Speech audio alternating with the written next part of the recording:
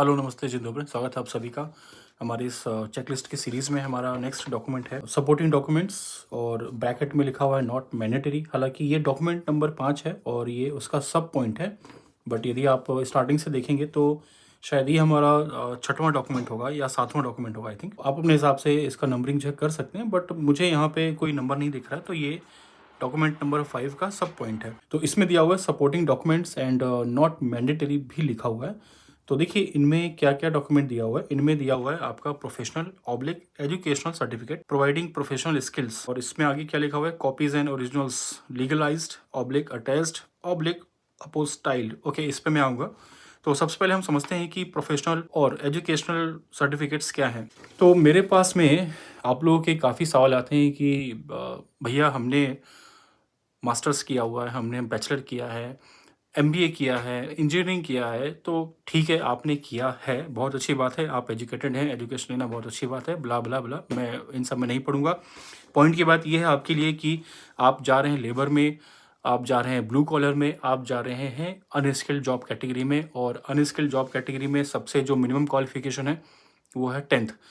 Least जो qualification है वो है 8th, 8वीं पास। 8वीं को हम शायद मिडिल स्कूल बोलते हैं। तो या तो लीस्ट हो एकदम मिडिल स्कूल, या 10th का जो एजुकेशन है it means high school. High school जो है वो मोर देन इनफ है आपके अनस्किल्ड कैटेगरी के लिए। दुनिया जहान की डिग्री हो आपके पास में, डिप्लोमा हो, सर्टिफिकेशन हो, प्रोफेशनल कोर्स हो, आप उनको रख दो, बैग में रख दो, दीवारों में उनको चुनवा दो, सॉरी उनको फ्रेम लगवा दो दीवारों में। यदि आप इस तरह से पोलैंड आना चाह रहे हैं तो इस वीज़ा कैटेगरी में, जिसका नेशनल वीज़ा टाइप डी है, यदि आप इसमें पोलैंड आना चाह रहे हैं तो आप अपने दिमाग से निकाल दो कि आप कितने पढ़े लिखे हो। यह आपके दिमाग में बहुत अच्छे से आप लोग को छाप देना है कि भाई मुझे पोलैंड जाने पे फोकस करना है, चाहे मुझे 10th बेस पे जाने को मिले, चाहे मुझे 8th बेस पे जाने को मिले, या 12th बेस पे जाने को मिले।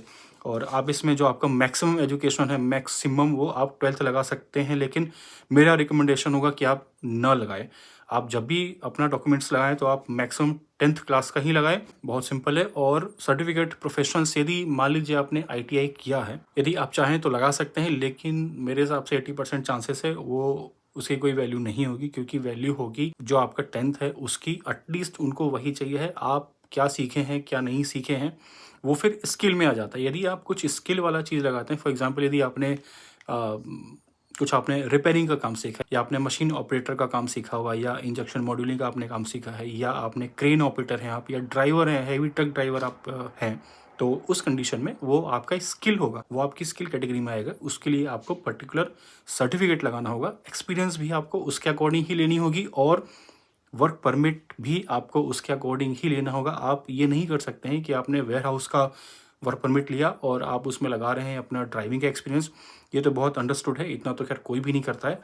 तो आप, हाँ, आप ये कर सकते हैं कि वेयर हाउस का लेकर के आप अपना जो आपका मशीन ऑपरेटिंग का है वो आप लगा सकते हैं, वो थोड़ा बहुत चल जाएगा। या इंजेक्शन मॉड्यूलिंग का है तो आप उस टाइप के लगा सकते हैं। लेकिन बहरहाल मैं शायद भटक रहा हूँ, मैं आपको एक्सपीरियंस की तरफ ज़्यादा लेकर के जा रहा हूँ, तो मैं माफ़ी चाहूँगा। और बहुत ही सिंपल भाषा में आपको बोलता हूँ कि एजुकेशनल सर्टिफिकेट के नाम पे आपको सिर्फ और सिर्फ आपकी 10वीं की मार्कशीट लगानी है।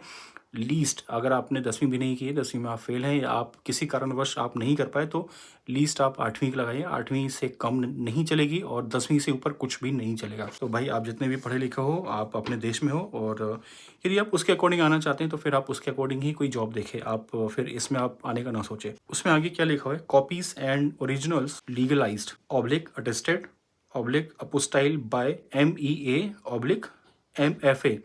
It means ministry of external affair. Okay, तो इसमें यह है कि जो आपकी 10वीं की मार्कशीट होगी, आपको अपनी 10वीं की मार्कशीट, या आपके पास में आप जो भी कोई एजुकेशनल डॉक्यूमेंट लगाना चाहते हैं, तो वो आपका अपोस्टाइल होना चाहिए, या तो अटेस्टेड होना चाहिए, या तो फिर आप उसमें से जो करवा सकते हैं, जो इसमें ऑप्शंस दिए हुए हैं, अपोस्टाइल या अटेस्टेशन, आप उनमें से जो करवा सकते हैं आप वो करवाइए। लेकिन अपोस्टाइल आप करवाएंगे तो ज़्यादा बेहतर होगा। मैं आपको मेरा जो है दिखा देता हूँ कि वो किस तरह होता है। तो ये है मेरी 10वीं की मार्कशीट, मैं आपको दिखा देता हूँ मेरी 10वीं की मार्कशीट। हालांकि मैं फर्स्ट डिवीज़न आया था, लेकिन अब ऐसा कोई मतलब नहीं है। तो और ये है इसका बैक साइड, ये होता है अपोस्टाइल। तो मिनिस्ट्री ऑफ एक्सटर्नल अफेयर आपको ये इस पर थप्पा लगा के देती है, ये अप्रूव करती है कि आपका ये जो मार्कशीट है, आपने जिस स्कूल से 10वीं किया हुआ है वो स्कूल को मिनिस्ट्री ऑफ एजुकेशनल अफेयर ने वैलिड करार दिया है, और आपका स्कूल तब तक वैलिड था जब तक आपने सर्टिफिकेट लिया है या 10वीं पास किया है। आपको फोटोकॉपी इस तरह करानी है कि देखने में ये पूरा असली ही लगे। ये फोटोकॉपी है, ठीक है, ये फोटोकॉपी है। बाकी देखने वाले को तो पता ही है कि ये फोटोकॉपी है, लेकिन ये इसको इतने अच्छे तरीके से करवाना है, ये देखिए आप, इतने अच्छे से आपको करवाना है कि ये आपको ओरिजिनल ही लगे। और आप इसमें देख सकते हैं भारत सरकार के द्वारा, भारत सरकार के मंत्रालय के द्वारा ये अपोस्टाइल है। आप स्क्रीनशॉट लेकर के या पॉज होकर के आप इसको पढ़ सकते हैं। हालांकि इसमें उल्टा आएगा क्योंकि मैं फ्रंट कैमरा से रिकॉर्ड कर रहा हूँ, तो उसके लिए माफ़ी चाहूँगा। बट चलिए, मेरा मेन मकसद है कि आप लोगों को अवेयर करना डॉक्यूमेंट के बारे में। तो ये आपका हो गया एजुकेशनल डॉक्यूमेंट। अभी उसमें जो हमारा नेक्स्ट हमारा डॉक्यूमेंट है वर्क एक्सपीरियंस सर्टिफिकेट, और ये वीडियो काफ़ी लंबा हो गया है तो मैं उसके लिए एक अलग वीडियो बनाऊंगा। चलिए मिलेंगे अगली वीडियो में। नमस्ते, जय हिंद।